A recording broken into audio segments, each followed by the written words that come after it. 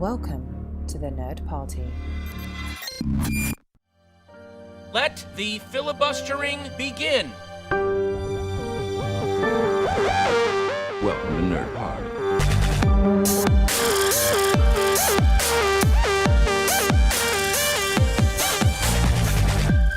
Hello and welcome to Filibuster here on the Nerd Party. I am Kim Morrison and this week I have assembled a team of crack assassins so we can talk about the TV show Killing Eve. So first up we have Dallas King. How's it going? Very well, thank you. Yeah, good. And we're also joined by Lee Hutchison. How's it going, Lee? Yeah, excellent. I'm really looking forward to this one. I think it's been on the docket for a little while, so yeah, I'm excited that we're finally here talking about Killing Eve. So yeah, we're going to talk about Killing Eve today, which is a British spy thriller television series, which is on the BBC just now actually. Season 2 is shown on a Saturday night, but you can catch the entire box set on iPlayer if you're impatient like we are. It stars Sandra Oh and Jodie Comer, and it has the honour of having a different female showrunner for every season. So season 1 was Phoebe Waller-Bridge of Fleabag fame, and season 2 just now has got Emerald Fennell at the helm, and it follows the story of Eve, who is a bored MI5 agent who they start investigating a female assassin called Villanelle, and both women sort of become a bit obsessed with each other, and the programme kind of follows their relationship. So how did you guys get into Killing Eve? Have you been watching it since the beginning, or is it something you sort of got a bit hyped up for now that season 2's come out and you can just binge it all on iPlayer? So yeah, Lee, how did you get into Killing Eve? Yeah, I was really sort of excited for this one. Like, it was on my list for a while. Like, I really need to get around to watching that show. And I sort of, after I finished Fleabag season 1, I was like, I want more sort of Phoebe Waller-Bridge kind of writing content, and it was like immediately like Killing Eve's the obvious one to go for. So I sort of blitzed that in like a couple of days time, and while people have maybe waited sort of a year for this new season, I think I had a 3-month wait, and even then I was sitting there like talking like some sort of lifelong fan, like, it's a disgrace that America are getting it months before us and we have to wait. This is a British TV show, don't you know? So when it finally dropped on iPlayer last Saturday, which I was frustrated at waiting for like 10 o'clock at night for it to drop, I sort of smashed it out in sort of a good few days. And yeah, I think I'm really excited about the show, and yeah, it's immediately sort of got me thinking like, oh my god, now I have to wait a year for season 3. So my enthusiasm has been punished eventually. And what about you, Dallas? How did you get into it? Through you guys, actually. I think really it's not something that I was totally sort of clued up on until we started talking about the Fleabag episode, and then after that it was going to be the Killing Eve one. So I've kind of basically binged the entire sort of series in the last couple of weeks, to be honest. So, but I'd heard about it, I heard great things about it, but it just wasn't really on my radar but it slowly moved to the top priority of my list. And I'm certainly glad I've made the time for it, because I've been very impressed with it so far. Yeah, I'm kind of the same. I was aware of it when it like first came out, and I thought it sounded amazing, and I didn't realise it was all on iPlayer actually. I sort of TiVo'd it when it all came out and had it sitting for ages, and it just sat there waiting for me to watch it. And I think I maybe watched it about a couple months ago the whole way through, so I was kind of like you, Lee. I didn't have too much of a wait for this season to come out, and then yeah, I think I watched this season in about a day and a half, so I'm gonna have to wait now a whole year for the next bit to come out. But yeah, I'm kind of the same approach as to Black Mirror. I just sort of watched it all in one massive chunk. I should say as well that if you're watching this on the BBC, it'll obviously be sort of every week, but because the entire season is on iPlayer, we have watched both seasons, so there may be some mild to heavy spoilers for season 2, so just to make you aware of that if you're watching it week by week like a patient person. I find it hard to believe people are actually watching it week by week. Who does that? Well, I know, you wonder why they even bother putting it on the TV, but people must be doing it. But yeah, those people are not of the same mentality as me. So obviously the show is called Killing Eve, but our two main characters are Eve, who is a MI5 agent, and then we have Villanelle, or Oksana, who is a assassin. And I just wondered what you guys sort of thought of Villanelle as a character, because obviously when you have like kind of police shows and spy shows and things, it's always like on the side of the good guys. We very rarely get to spend so much time with the villain, and I just was wondering if you thought that the program in general does a good sort of job of making us love the villain basically, and not just always root for the good guys. So Lee, what do you think of Villanelle as a character? I think she's one of these sorts of characters where she's become quite iconic in quite a lot of ways that, I mean, I just sit there sort of marveling at like the performance, the writing, that even sort of the accents. Like, I remember watching the first few episodes going, I wonder where she's from, and like being absolutely stunned that she was from Liverpool, and like she puts on this brilliant Russian accent, and then she can just switch characters so well, and it's one of those ones. I always love a good villain that you can just get right into and right behind, and she is one of those characters. Like, everything she says is just magic. However, everything that she wears and dresses in, whether it's a big puffy pink thing or some kid's pajamas, she just looks so cool and everything, and I just love getting to know this character. And I sort of consider her as, I find it odd that sort of the novels were called sort of Villanelle, and then we sort of had the TV show called Killing Eve, but I think you could easily make the argument that Villanelle is potentially the main character of the show, and I just love that we've got someone as gripping as her sort of to carry it through.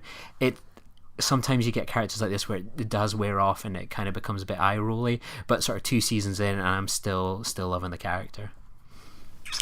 What about you, Dallas? What do you think? Do you love her as a villain? I do love her as a villain, and potentially as an anti-hero as the seasons sort of go on. I mean, I think I'd watched the entire first season and then caught the BAFTAs and was the personification of that meme of the guy doing the sort of stunned face, or like the black guy who's like the what, as it slowly pans around. And when she did her speech and I realised that she was Liverpudlian, I was like, what? I thought she was maybe American or something, because that's like, I actually didn't realise that Killing Eve was a British show to begin with, because it started on the US and was all this faff about being on the US before it was coming back to the BBC. I just assumed that, given the leads and stuff, it was a US show. I didn't realise it was a British show, and I was utterly stunned when I found out that she was a vote. And like you say, with the accents, there's one episode in season 2 where she basically changes like on a dime from accent to accent to accent, and she's probably the best person I've seen doing accents on a TV show for a long time.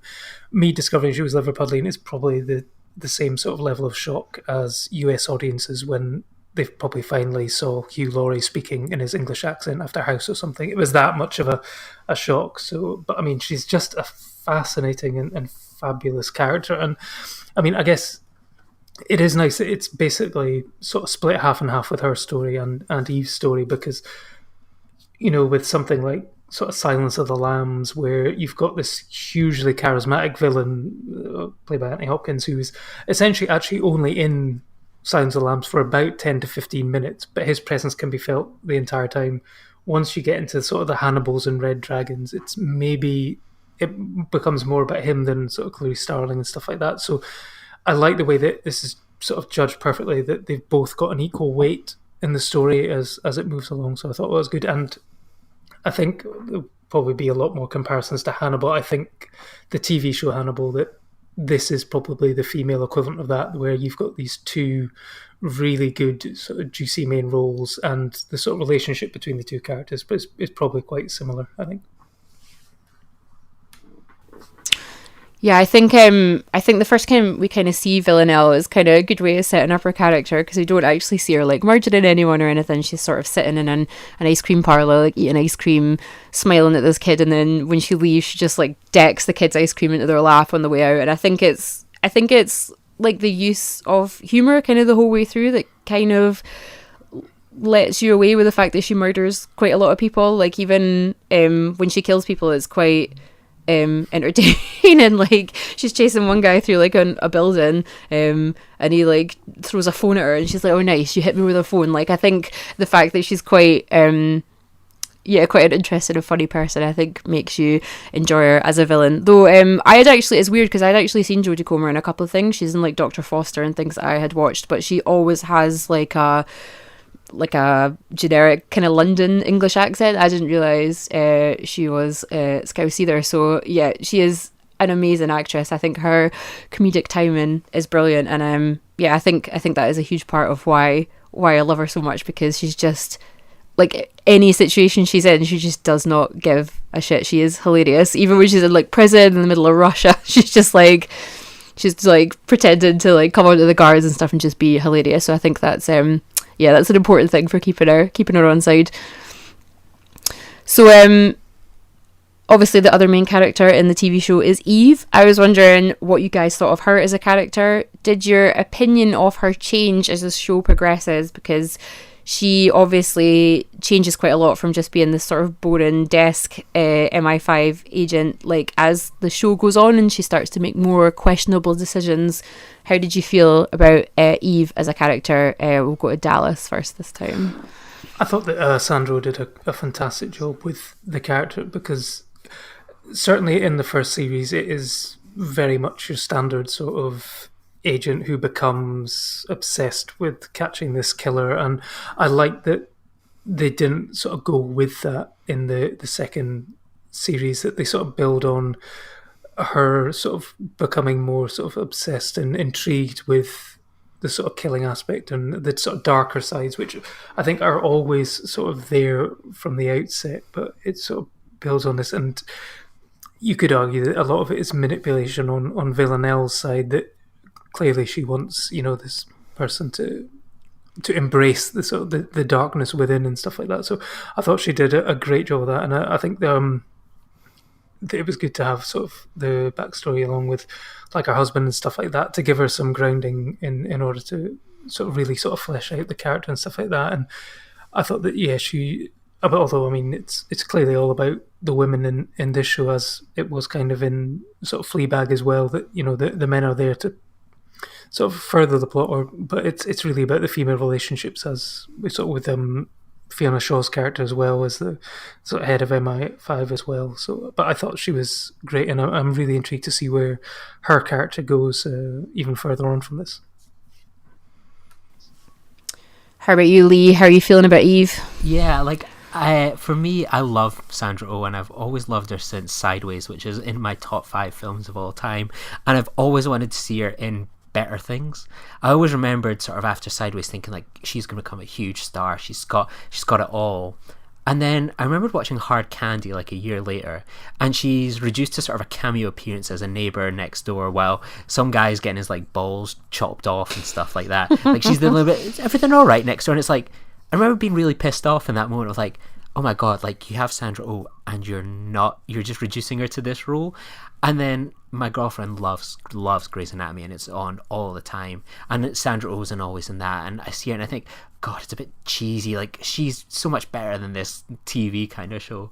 So when sort of heard about kind of killing Eve and that she would be like a lead character, and it was like, finally, it may have taken sort of like 14 years or something like that post Sideways for her to get something like this juicy and this good. So I was immediately on board. And what I love kind of most about sort of her journey is that we've been kind of like, me and my girlfriend, whenever we watch, we chat about it a little bit, and it's what I see sort of in, especially as the sort of seasons are going on with Eve, that she becomes more toxic, and she shares similar traits with what we see in sort of spy characters. And I almost think of the parallels between that and Walter White. It's Walter White, isn't it? In sort of Breaking Bad, where it's like, people start, like, in the beginning, like, my girlfriend would get annoyed that sort of the husband was sort of stopping her doing what she needed to do, even though what she was doing was like putting everyone in danger. And I was sitting there going like, well, like, in other shows, like, that would be like, you're so used to that character being the male character that the wife is just completely pushed over while they go gallivanting around the world and put people at risk and stuff like that, and they get away with it because they're so charismatic and charming. But like, it is a toxic behavior, and I love that that's grown in the characters, and like, the people around them are recognizing what a toxic character Eve is, because you don't really get many kind of characters like that in sort of the spy genre where they are so toxic and they're female. So I've really enjoyed sort of seeing that and sort of the debate and discussion, and seeing people's reaction to it, sometimes being swayed that, oh, it's actually the husband stopping her being successful, when people be arguing, oh, well, the husband's actually stopping her getting killed. And I've loved sort of seeing where people kind of fall down on the side of that. So Eve is becoming such an interesting character to me. Yeah, I think I think it's funny because obviously all the choices Villanelle makes from the beginning are quite questionable, and I kind of let her away with that for the entire season. I've just been like, all right, that's her.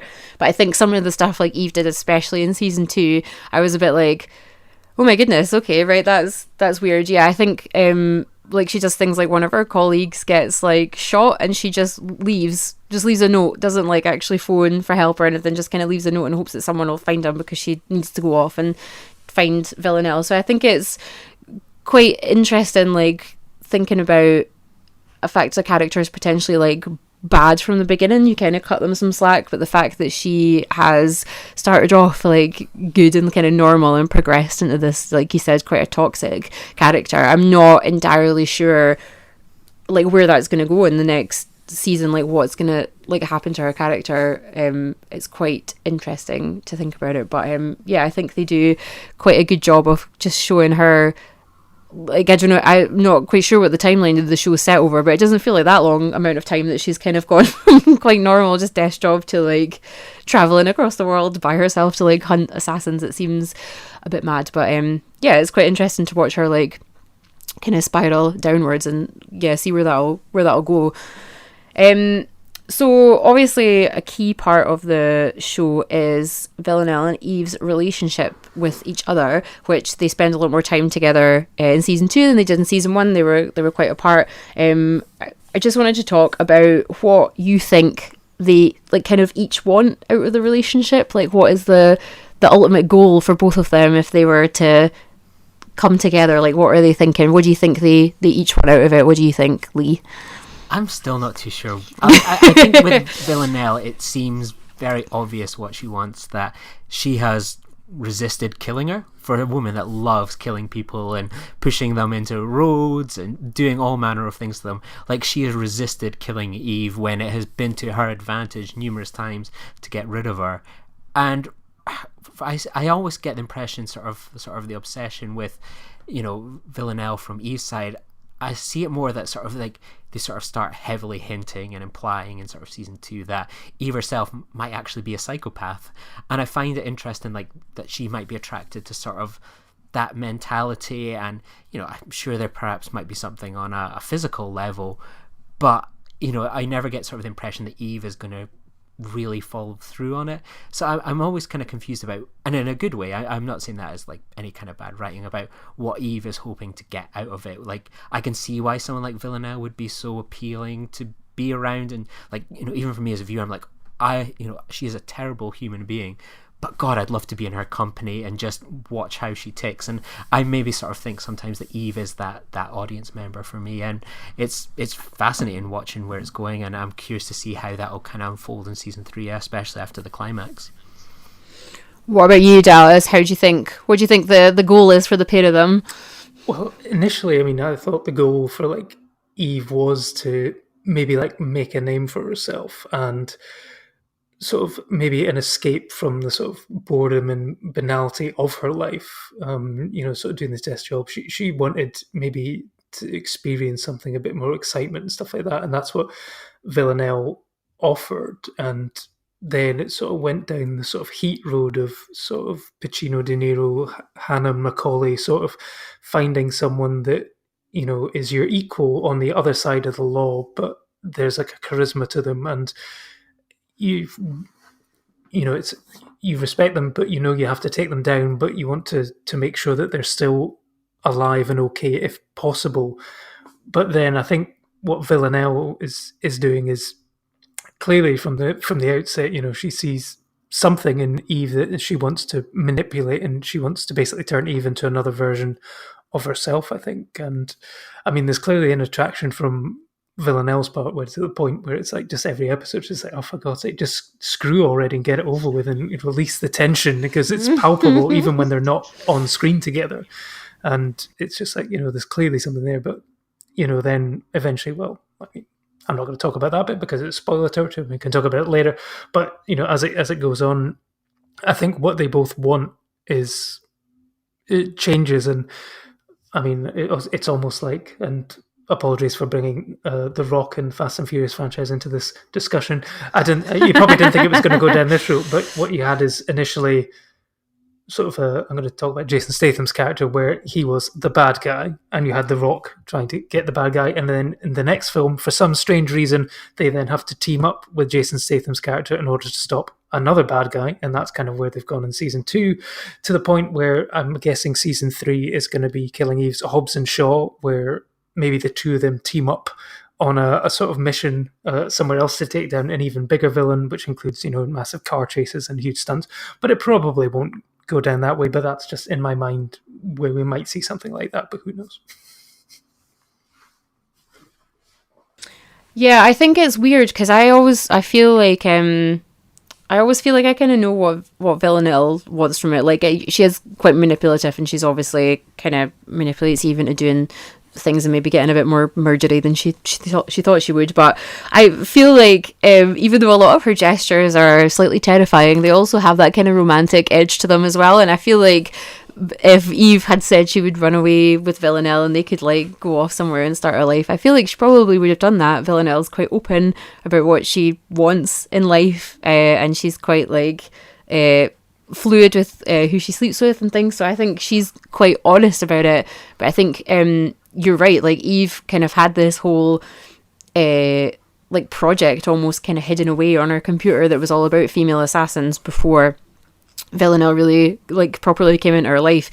And I think I feel like Eve doesn't know exactly what she wants. I think she thinks in her head that she wants that her and Eve have this like attraction, and it might be like a sexual thing, and she sort of touches on that a couple of times with her husband when he kind of says, do you want me to like love you or frighten you? And she's like, I'm not sure, and he goes for the frighten option, and she loves it. And then he's not into it anymore. She kind of turns more towards Villanelle after that, and they kind of have a weird earpiece random man threesome thing going on that she seems quite involved in. But I think ultimately, like, that's not actually what she wants. She doesn't seem to want an actual relationship with Villanelle because she's still quite repulsed by everything that she does, even though she is interested in the like sexy fun side of it. So I feel like Villanelle's a bit more transparent in what she wants. Eve feels like a bit of a tease almost. Like she kind of suggests to Villanelle that she wants something more with her and then never really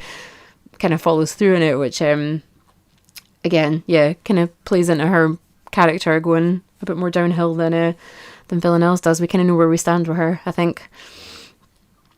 So obviously we said earlier that every season's had a different female showrunner. Season 3's been announced that it's happening, and it is going to have a different female showrunner as well. I was just wondering how important you thought it was that a program like this that obviously has a lot of strong female characters at the lead, how important it is that it's kind of written and directed and looked after by women, that they set the tone for it. What do you guys think? What do you think, Dallas? Yeah, I think it is important, and I really like the sort of style that they've done so far. I mean, certainly in sort of season 1, you could almost, if you're a fan of Fleabag, you can kind of see sort of Phoebe Waller-Bridge's sort of humor sort of running through it. There's that wonderful scene, I think, where they're talking about some guy getting his dick chopped off, and then it cuts to a scene in a greasy spoon cafe of a guy sort of sizzling sausages away, and it's just like, okay, yeah, no, that's definitely a Phoebe Waller-Bridge one, that one. And yeah, I mean, I think the season 2 sort of felt sort of slightly more on the American side, with sort of globe trotting around and stuff like that. It felt a bit more slicker and a bit more sort of John le Carre sort of style to it, which was nice. But I'm intrigued to see where they go forward. But I think it is important to keep a female perspective from it, and keeping that voice true to the characters. And I think they will do that. What about you, Lee? What do you think? I think it's really important. I think it reminded me, sort of, we had the discussion obviously about Booksmart a few weeks ago, where it's an all-female writing team and then it's a female director. And I can imagine in the hands of even a man with the best of intentions, like a relationship like Eve and Villanelle, being very sort of, we're talking about like, oh, will they, won't they, what are each of them thinking, why is Eve behaving the way she is? And it's one of those ones that I can imagine a man, maybe not delivering it in the best possible way, if I'm being kind, but with a woman and stuff, it comes back to that. if you want to get into sort of a female psyche and stuff like that, you either have to talk to a woman or give a woman the full kind of creative control like that. And I think that really helps. That I'm not saying Phoebe Waller-Bridge or any of the other showrunners have the same feelings perhaps as Eve does about serial killers, but like they can certainly write about women and how they might feel and respond and react to certain situations than perhaps all male writing rooms, or that might even just have just a token female representation in it. So I think it's really important because it gives it that kind of credibility, and it's like I'm as a viewer thinking, okay, that's not how I perhaps would have written it in terms of if I was a man or something like that, but it's being written by a woman, so that's probably likely to be maybe what they kind of think and stuff. I think that's ultimately what it comes down to for me. Yeah, I feel like you can really tell that it was the women like kind of looking after it. Like I think like not just because all the female characters, even like Carolyn and stuff, are really like strong and awesome and things, but I just feel like there's a lot of kind of like subtle touches in it that I just laugh at. Like there's, I think it's the first episode, Villanelle comes back in and she's like putting her gun in her wig away, and she opens her drawer in her wardrobe to put her gun away, and it's full of like knives and guns and bombs and then like tampons, and there's I like bits like that, and I think you're right, you can sort of sense Phoebe Waller-Bridge's kind of humour in the situation. I feel like spy things and police things and stuff can sometimes be a bit dry and a bit dull. I feel like even when loads of people are getting murdered and there's loads of things going on, it's always quite funny and interesting. It's not like dull, boring conversation. It feels kind of like how women speak to each other in real life, and I think that's very cool. So I'm glad that, I think it's cool as well that they've swapped showrunners for every season. I know a lot of people were quite sad that it wasn't Phoebe Waller-Bridge doing it for season 2, but I think it's quite interesting to get like a different person's kind of perspective on it, and I'm quite interested to see how that goes in season 3. Like I didn't really notice too much of a difference this season in the quality or anything. I did see some people sort of complaining about it and saying it missed the mark, but I thought it was brilliant. So I'm really keen to see what season 3 does, and if there's any kind of shift or I think it'll be interesting. So while we're talking about you were talking about the male characters earlier, Dallas, I just wondered what you guys thought of the portrayal of the male characters in the show versus the women. Do you think you guys are getting hard done by, getting an unfair representation? What do you think, Dallas? Unfair? No, I think that, but it's slightly on the disposable side, given the body count across both seasons. But I mean, it is. I mean, it's clear that, as the season goes on, that the number one focus in Eve's life is no longer her sort of husband Nico, and she becomes completely and utterly sort of tunnel focused on Villanelle, to the point where the marriage sort of disintegrates. And I think if it had been a male showrunner over a couple of the seasons, I think there might have been more emphasis on Nico's character and bringing him more into the plot, to the point where I could imagine that they might have even brought him along on a mission or whatever. But I like the way that he is. It's an interesting. I think the actor plays it right in that he is right a lot of the time, and he is a sympathetic actor, even to the point where in the second series that Eve believes he's having an affair, and personally, I believe he's being truthful when he says that nothing has happened yet to that point where they were on a break. I could see it being a Friends type situation where nothing's happened yet, but I can imagine that he thought they were done, and therefore does something a bit later on. But I think there might have been more done with a male showrunner to bring him more fully into the plot. But I like that they've basically realised that it's all about these two characters, and they've done it that way. And I thought that the actor who played Bill in the first season, I thought he was great in a short role. I mean, I could see that sort of sadly coming a mile away, that he was going to get off. And I mean, yeah, there's the creepy character in season 2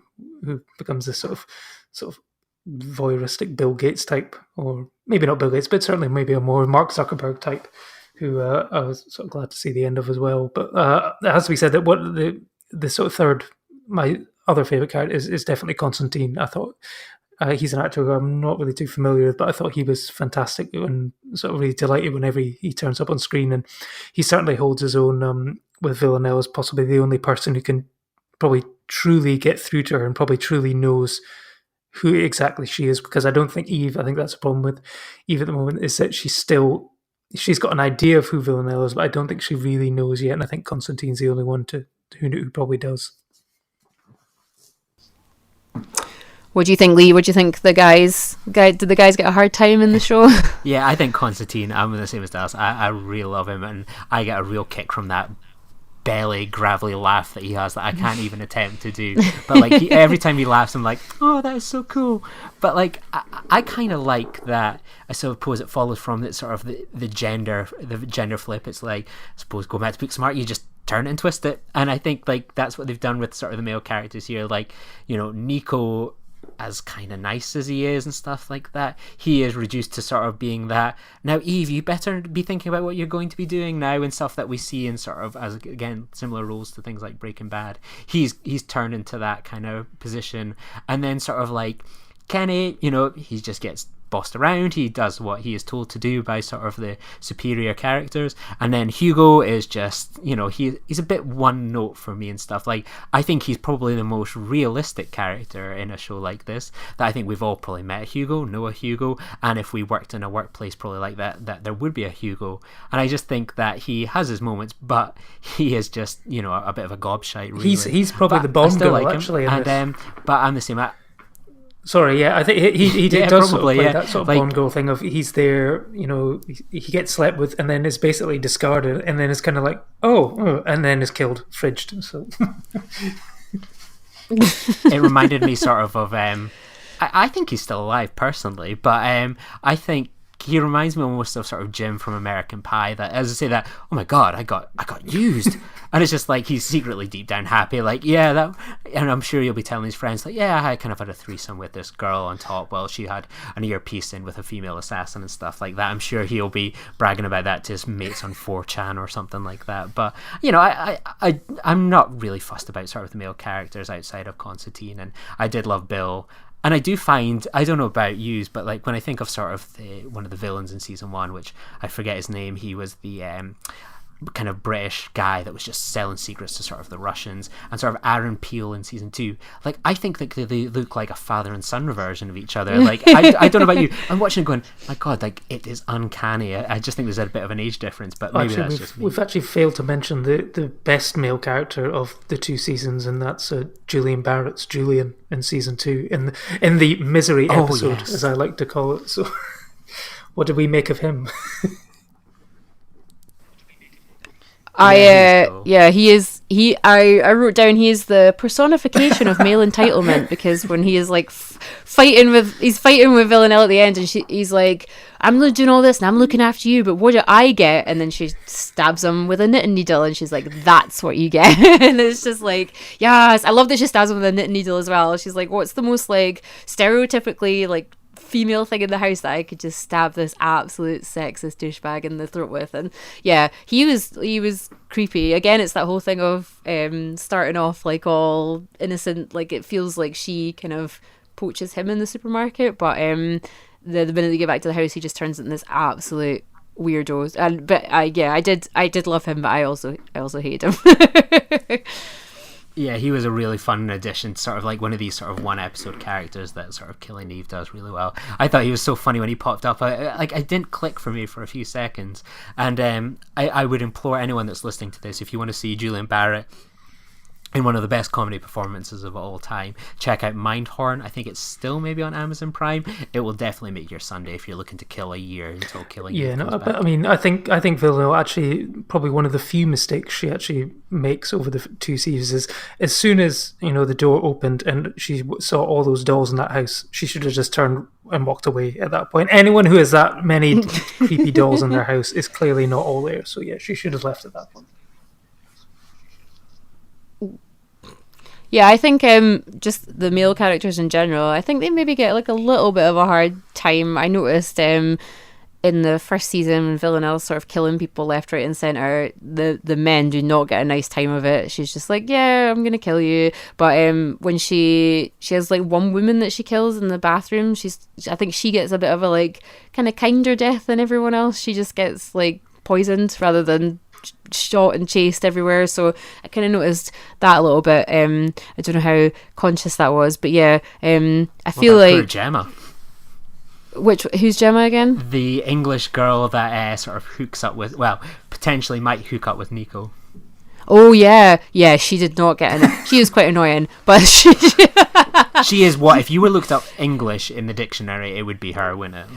Her bra drawer was Marie Kondo'd to shit. Like, her bras were so perfect. Like, that's exactly how Marie Kondo tells you to fold your bras. I noticed that when Eve opened the drawer. But yeah, no, she didn't get the nicest death. I feel like anyone connected to Eve would just try to like pick off people specifically to get closer to her. They maybe get a bit more violent, but definitely in the start anyway, she was a bit harsher to the male characters. Poor Nico. Yeah, can I just ask what people thought of that storyline? Sorry, because that kind of was the one bit that sort of kind of ended, and I was like, oh, I wonder where that was going. I mean, so she clearly killed her because she didn't like her because she was a threat to Eve, but was she doing that to basically frame Nico? Was Nico going to be basically held accountable for her murder, or was it just how was he going to get away with it, out of that? I wasn't really sure where that was going, but maybe that's going to be one of the big plots for season 3. I don't know.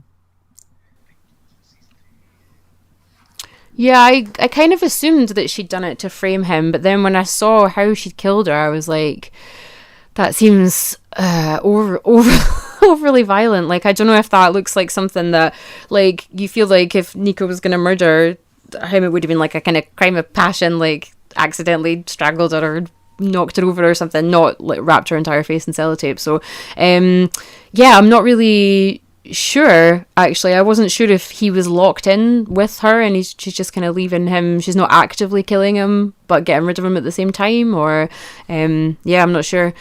I found that odd as well, that like it's sort of in the penultimate episode that you're like, oh my god, he's still stranded in this storage unit and Gemma's been killed, and it's like, oh, right, I wonder if what they'll do with that in the next episode. And it's like, nope, that's just completely kind of left. And I'm like, imagine if there's like a crossover between that and like Storage Hunters sort of in between the seasons, and it's like, okay, right, what's going to be behind here? We've got a dead English girl and this poor deprived sort of young man and stuff in there. I was really surprised that one kind of got that was like the cliffhanger for the penultimate episode, and it's like, nah, we'll just leave it.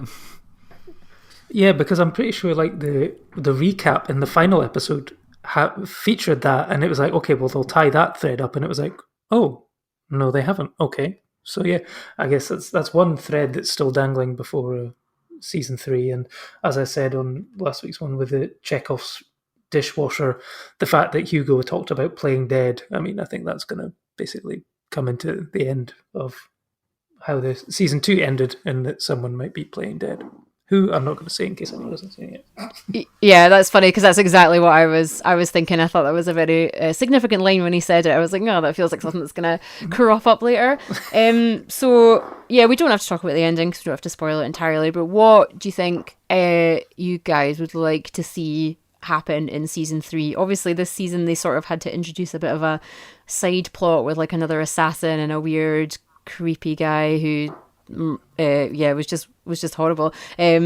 But what do you think they're going to do in season 3? I feel like the relationship between them and what they're going to do with each other, it felt quite short-lived, and I was actually quite surprised when season 3 got announced, because I thought 2 they might have done a Fleabag and just stopped after 2.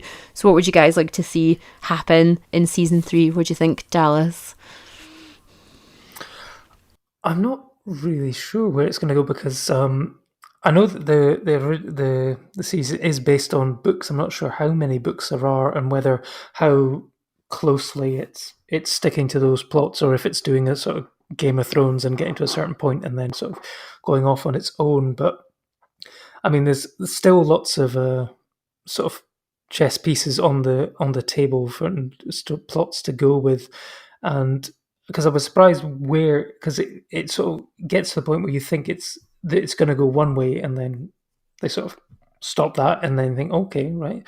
So yeah, I'm not sure where I want it to go, but I think what maybe some people, there was some sort of negative comments about the season, I thought, and maybe it's because they sort of brought in this extra subplot which sort of then coerced the two of them into working together to sort of continue. Maybe they thought was running out of steam with just being the sort of hunter and the hunted, and then it's maybe sort of flipping it on its head. And yeah, I think there's definitely going to be more growth in Eve's character. I think she's going to go to some interesting, really, really dark places, and I think it's going to be great to see what Sandra Oh can do with that. And yeah, I think even maybe sort of turning into, will there be more rival assassins? Will they? I think the 12 are definitely going to become more involved. I think that's sort of in the sort of world building side of sort of John Wick sort of thing. I think the 12 will become much more prominent. And I mean, I know that the other sort of the person in the 12 who's probably not with us anymore, who was I thought was a great performance by I think it was Andrew Riseborough or something like that, and Adrian Riseborough, who was great in a program called Psychoville a couple of seasons ago. He's sort of just like, seems like a very nice, normal guy, but then turns out to be a cold-blooded killer as well. I thought he was a fantastic addition to the second series. So I'd like to see the 12 brought into it more, I think, and maybe not have like the two of them go up against the 12 or something, but certainly sort of bring them into sort of widen the scope of what's going on with that, I think. What about you, Lee? What are you dreaming of for season 3? I want it to be the last season, because I do worry a little bit that what happens if this becomes a little stale, that, you know, it's like with some of these, will they, won't they, or what's going to happen with these things. It can sort of get to the stage where it's like, you know, as someone was saying earlier, just kind of get on with it either way. And I think it could run the risk of sort of falling into repeating some of the behaviors and kind of beats and stuff. You know, I trust the audience, the writers and the team to do something interesting. But, you know, one thing that did slightly bug me about this season was sort of there wasn't much consequences of sort of some of the fallout from season 1, that, you know, Eve was fired and then, oh yeah, you're back within like 30 seconds, stuff like that. And I want to see some, you know, maybe sort of remove itself from like MI6, and, you know, you can perhaps still kind of bring in characters like Carolyn and Constantine, but I want it to be maybe bring in some new blood and new additions, not just maybe a horny teenager or something to the team and stuff. So I want it to be the last one and sort of going high, and I'm going to say it was Dallas. I think it'll be about that 12. I think they've hyped up enough, and I think that's next season's going to be the payoff for that. What about it for you, Kim? Yeah, I agree. I think that it should be the last season. Like I said, I did think that this was probably going to be the last, and then the way it ended, it's obviously quite open, so I realised it wasn't going to be. But yeah, I think now that like Villanelle and Eve have kind of crossed over, I'm not like as interested in Eve anymore. Like I don't know. I guess we'll see what happens with her. But I'm the same. I want to find out about the 12. I want to find out what the hell is going on with Carolyn, because I'm never sure what she's up to. I want to kind of see more from Villanelle and see where she goes now that she's kind of working a bit freelance, I guess. And I quite liked the thing of like having another assassin this season. I was very down for that. I thought maybe the way it kind of all finished was a bit rubbish. Like they were just like, oh, we've just caught her, and then she's just told us, and then she kind of just got a bit forgotten about. So I think it would be cool if there was more female assassins, and maybe they could all like team up or whatever and not merge at each other. But yeah, no, I think the whole kind of 12 side of it and Villanelle's past and kind of all that would be the interesting stuff for me. So I kind of hope that's where it goes, and hopefully get a bit of like closure when it finishes. Kind of have a bit more of an idea what's going on in general. Actually, I've had a thought, and I thought maybe there should be like a time jump, and maybe Eve wakes up and she's maybe lost her memory or something, or perhaps maybe Nico has been training for 2 years to get his revenge on Villanelle and Eve, and it turns out that he's then the main villain of the second season, and the two of them then have to team up to take down Nico, who's gone completely, utterly batshit insane with rage. Maybe he's just been male rage, impotent male rage. He's maybe been sat in that sort of storage unit for a year with like crackers and like a how-to for assassins book and stuff, and that's basically just trained himself up and that, done like press-ups and burpees for like 2 years, and then get lets out and then out into the world. Yeah, maybe Eve's final crack at him of I hope you like missionary positions, maybe enough to just push him over the edge, and now he's just gonna go crazy.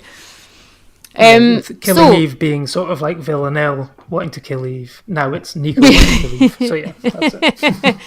Poor Eve, she can't catch a break. Just everyone trying to murder her.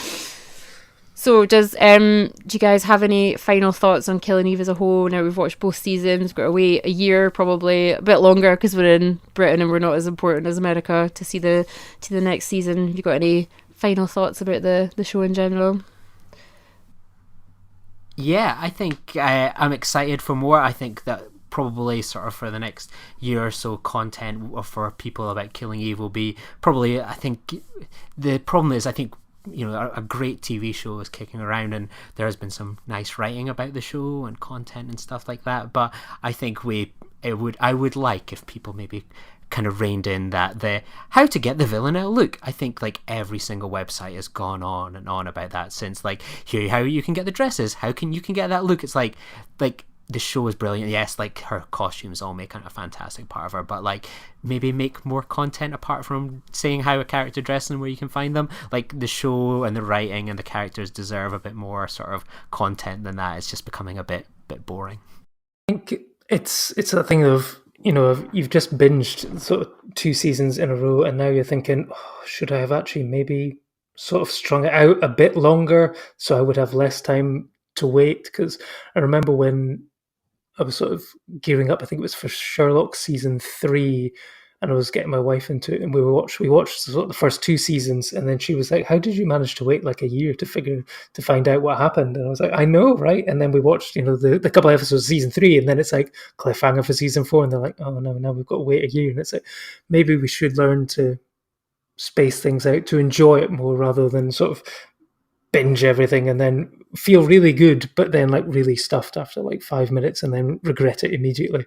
So I think I'm going to have to learn to sort of take my time and enjoy things on a slightly slower pace in order to sort of minimize the wait I've got to do for the next season. But maybe I might even start reading some of the Villanelle novels and maybe see where it goes, or write my own fan fiction. Who knows?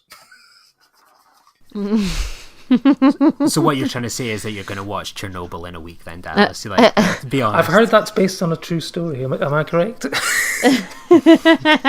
American propaganda. Right, okay.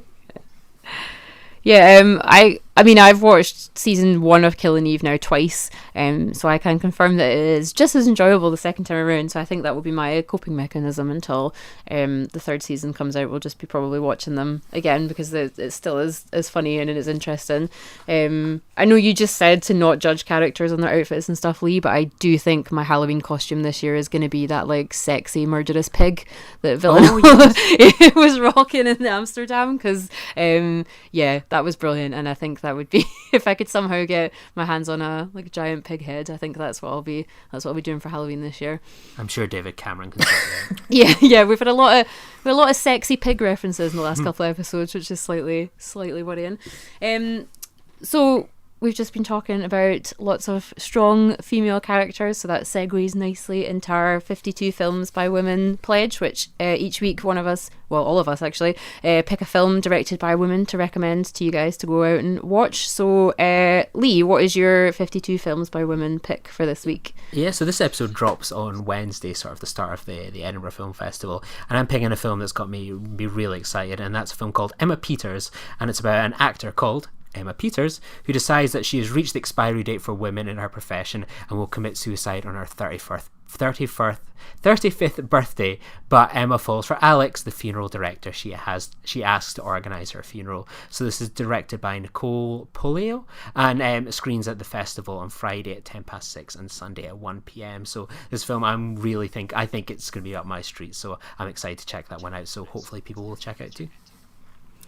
And Dallas, what's your pick for this week? Well, after sort of iconic characters sort of basically known by their first names, I'm going with another character who's basically known by her first name, and that is Cher in Clueless, which celebrates its 25th anniversary today. Well, not today, but this year anyway. And, you know, based on Emma and directed by Amy Heckerling, it's, you know, one of the sort of almost sparked a new wave of sort of the teen movies of the time, and of course it must be celebrated. I think they did a convention recently where, it was meant to celebrate the 25th anniversary of the film, but I think most of the questions basically revolved around the fact that Paul Rudd has not aged in those 25 years. And having watched it recently on a rewatch on a plane to India, I can confirm that yes, he pretty much has not aged the entire time. But the film also has basically, it's aged perfectly as well. It's still really funny and a great adaptation and update of a Jane Austen novel, and all the characters are still brilliant. And yes, it's a classic and my recommendation for the week. I also watched that on a plane last year for the first time, actually. So there you go. So it must be the one-stop film for people flying. They also had a nice Clueless reference in Killing Eve where Villanelle phoned for help and she said Cher Horowitz has failed her driving test, and they were like, I'm sorry, we can't help you. So I quite like that as well. I actually thought that's why you that's exactly why I picked nice it. Cross reference. Yeah, I totally picked that up first time round. I believe you. So my pick for this week is a film which we talked about before, and I was writing about it a lot this week because I was writing about some dads and horror. So I've gone for the 1989 version of Pet Sematary, which was directed by Mary Lambert. And yeah, it's the story of a family who moved to a little town in Maine, and it turns out that on their property they have a pet cemetery, and behind the pet cemetery is a burial ground which can bring things back from the dead. And Lewis doesn't learn his lesson when he buries his cat and it comes back evil. He buries his son and he comes back evil as well. So yeah, I love this. We obviously talked about the remake in an episode, and I did not love the remake, but the original is brilliant. It very much gets the tone of the book. It's very creepy. All the actors are amazing, especially the little kid, because it's actually Gage, as it should be in the book. He's like 3, and to be running around with a scalpel looking vaguely terrifying is very impressive. So yeah, if you went to see the if you went to see the remake in the cinema and you didn't like it very much, I would highly recommend that you check out the original, because it's brilliant. I love it. So if people want to keep up to date with you guys, where can they get you on social media and stuff? Lee? Yeah, you can find me on Twitter at Lee_Nostromo. And you can Dallas? get me on Twitter at champcelluloid. I'm on Twitter and Instagram at WickedSister69, and I write a lot of stuff about horror, so I will always share it on there. So you can, if you want to keep up to date with what I'm doing, you can follow me on there. So thank you very much for talking with me about Killing Eve. It was a lot of fun, and yeah, we can just both go and we can all go and watch both seasons now until the next one comes out to fill the void in our life. So yeah, thanks very much for joining me, and yeah, we'll see you soon. Bye. Join the revolution. Join the Nerd Party. Welcome to Nerd Party.